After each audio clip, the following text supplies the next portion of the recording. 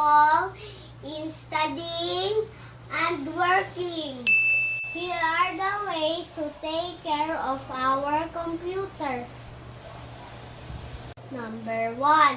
Do not put the computer on a place with hot temperature.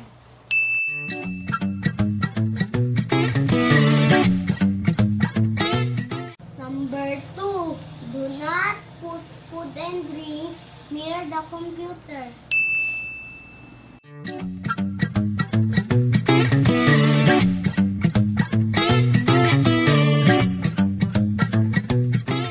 Number 3. Avoid playing near the computer.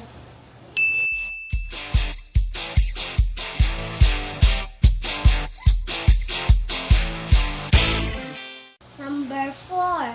Don't put magnets near the computer.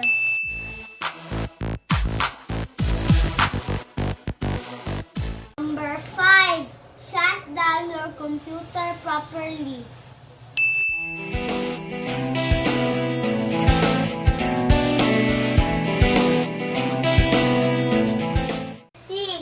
Always keep your computer